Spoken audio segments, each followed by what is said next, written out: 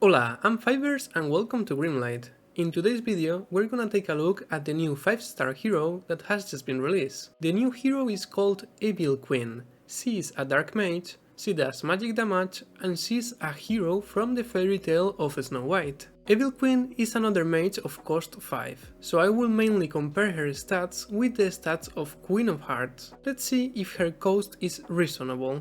Taking a look at her stats at level 70, we can see that she has 981 of combat power. Evil Queen has a bit less attack than Queen of Hearts, but she has the highest defense and HP among mages. She's not the one with the highest damage, but she's the second one, so it's pretty good. Her range is 4, this is the standard range among mages, and her attack speed is 0.8, so she has joined to the slow attackers club. Then, the critical rate and the critical damage are the standard values.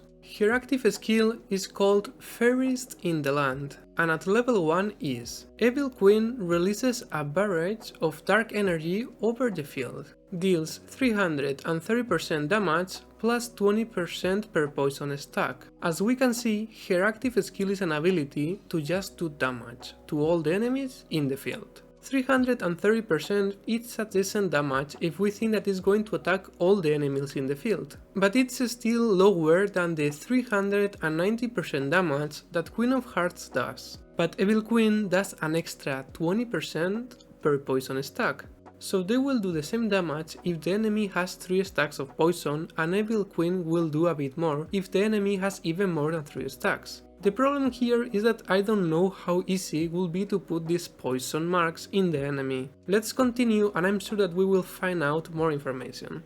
Her passive is called Mirror's Choice and at level 1 is every 6 hits, fire 12 dark bolts at random targets. Each projectile deals 20% damage and inflicts poison, nature damage for 10 seconds, max 5 stacks. The amount of damage that her passive provides is decent. She fires 12 projectiles, dealing 20% damage each with her passive at level 1, so this is a total of 240% damage. What I will say that is the important thing of her passive is that she inflicts 1 stack of poison with each projectile. The poison does nature damage instead of dark, and an enemy can have 5 stacks of poison as max. As we have seen before, these stacks of poison make her active skill do more damage. So in my opinion, I will put attack speed on Evil Queen to try to activate her passive as much as possible.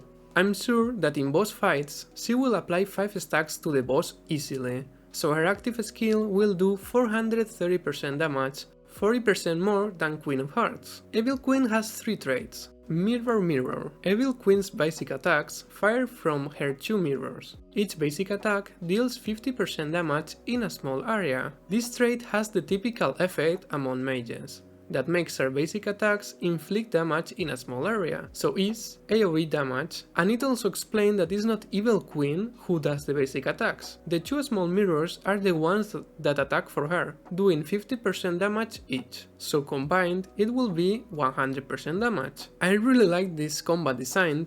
Once again, I'm impressed about Grimlight developers. Pretty nice. Then, Cripple. Targets hit by any of Evil Queen's attacks are afflicted with elemental weakness, 20% additional damage from elemental bonus for 10 seconds. So basically, all the enemies hit by Evil Queen are going to receive 20% more damage from the allies strong versus the element of the enemy. It's a good buff for the team. And to finish, Dark Desires. For each dark ally on the field, Evil Queen gains 3% attack. Queen of Hearts also has this trait, but with fire characters. I really like this trait. Dark teams combined with some other elements could be a thing. This is a pretty good extra attack for Evil Queen, and this comes in handy to a hero that is focused on doing a lot of damage. Well, should you summon Evil Queen? This time I think that it's a hard question. The main problem that I find to Evil Queen is that I don't think she is way stronger than Queen of Hearts. They seem really similar in everything, and right now Queen of Hearts is in the shadows.